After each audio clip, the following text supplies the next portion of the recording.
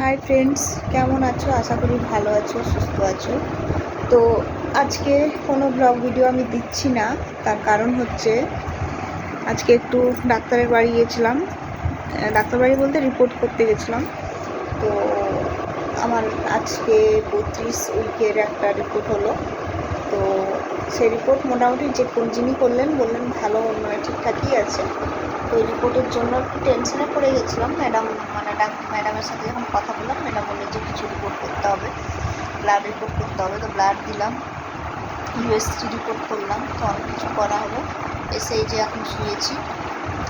তো তোমাদেরকে বলেই দিলাম যে আজকে ব্লগ ভিডিও করতে পারিনি, একদম দিতে পারছি না, কারণ তোমরা একটু মানিয়ে নিও। আর কাল থেকে আবার ব্লগ ভিডিও দেবো।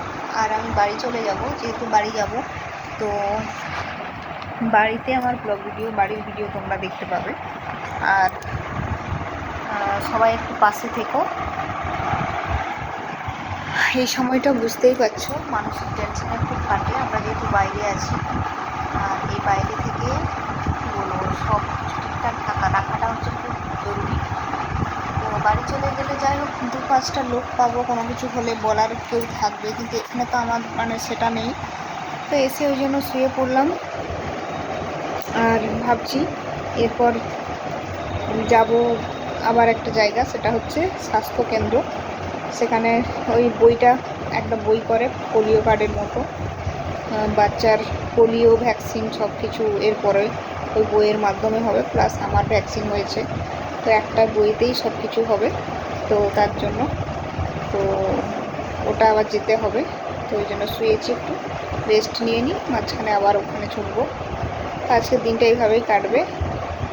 তো তোমাদের সাথে একটু গল্প করতে চলে এলাম, ভাবলাম ব্লগ ভিডিও না দিই, একটু এমনি কথা বলা যাক। তোমাদের সাথে যেহেতু সব জিনিসটা শেয়ার করছি, এটাও তার জন্য শেয়ার করছি। আর তোমরা যারা নতুন মম বা মা হতে যাবে, তারা তো বুঝতেই পারছো এই জার্নিটা কতটা কষ্ট।